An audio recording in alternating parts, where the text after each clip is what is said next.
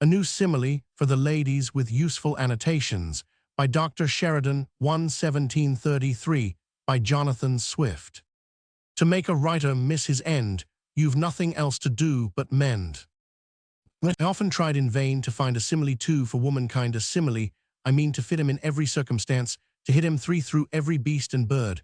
I ransacked every element, and after peeping through all nature to find so whimsical a creature, a cloud presented to my view, and straight this parallel, I drew. Clouds turn with every wind about, they keep us in suspense and doubt, yet oft perverse like womankind, are seen to scud against the wind, and are not women just the same? For who can tell at what they aim? 5 clouds keep the stoutest mortals under, when bellowing 6, they discharge their thunder, so, when the alarum bell is rung of Xanti's 7 everlasting tongue, the husband dreads its loudness more than lightning's flash or thunder's roar. Clouds weep as they do without pain, and what are tears but women's rain? The clouds about the welkin roam 8, and ladies never stay at home. The clouds build castles in the air, a thing peculiar to the fair, for all the schemes of their forecasting 9 are not more solid nor more lasting.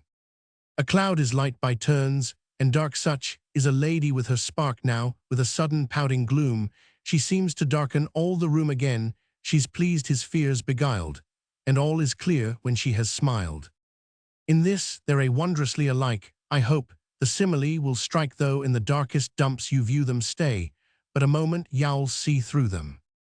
The clouds are apt to make reflection, and frequently produce infection, so Celia, with small provocation, blasts every neighbor's reputation.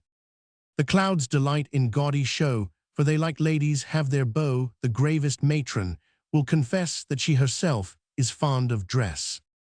Observe the clouds in pomp, arrayed what various colors are displayed. The pink, the rose, the violets dye, in that great drawing-room, the sky. How do these differ from our graces, in garden silks, brocades, and laces?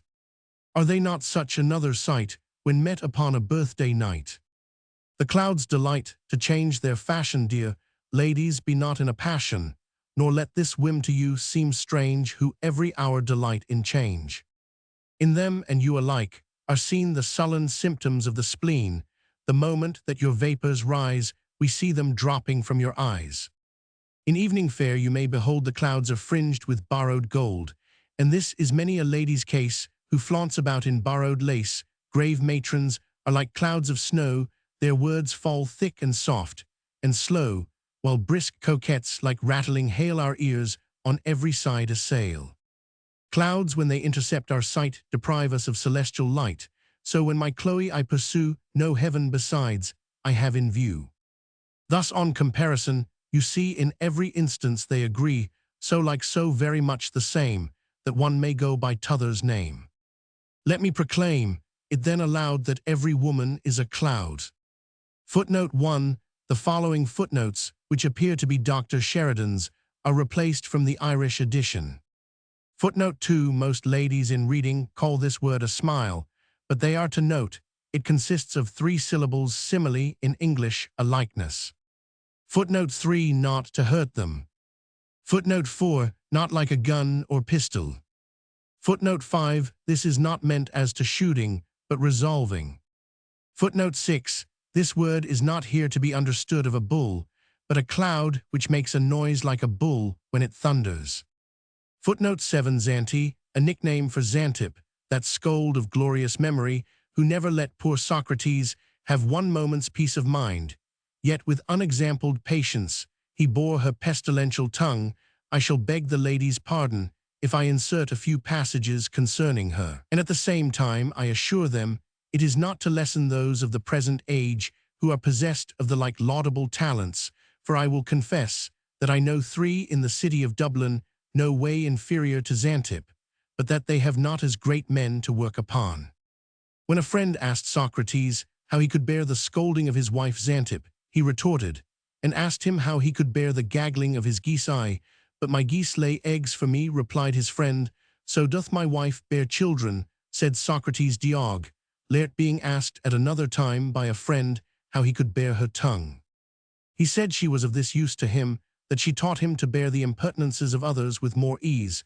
When he went abroad, plat decapient ex host, Utilate Socrates invited his friend Euthymidas to supper. Xanthippe, in great rage, went in to them, and overset the table. Euthymidas, rising in a passion to go off, "My dear friend, stay," said Socrates. "Did not a hen do the same thing at your house the other day?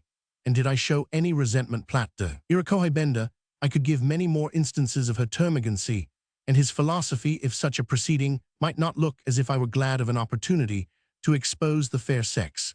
But to show that I have no such design, I declare solemnly that I had much worse stories to tell of her behavior to her husband, which I rather passed over on account of the great esteem which I bear the ladies, especially those in the honorable station of matrimony. Footnote 8. Ramble. Footnote 9. Not vomiting. Footnote 10. Thrusting out the lip. Footnote 11. This is to be understood not in the sense of wort, when brewers put yeast or harm in it, but its true meaning is deceived or cheated. Footnote 12. Hit your fancy. Footnote 13. Sullen fits. We have a merry jig called dumpty-deary, invented to rouse ladies from the dumps. Footnote 14. Reflection of the sun. Footnote 15. Motherly woman. Footnote 16. Not grace before and after meat, nor their graces, the duchesses, but the graces which attended on Venus. Footnote 17. Not Flanders lace, but gold and silver lace. By borrowed I mean such as run into honest tradesmen's debts, for which they were not able to pay, as many of them did for French silver lace, against the last birthday. Roman 500, for the shopkeeper's books. Footnote 18. Girls who love to hear themselves prate, and put on a number of monk hairs to catch men. Footnote 19. I hope none will be so uncomplaisant to the ladies as to think these comparisons are odious. Footnote 20. Tell the whole world not to proclaim them as robbers and rapparees.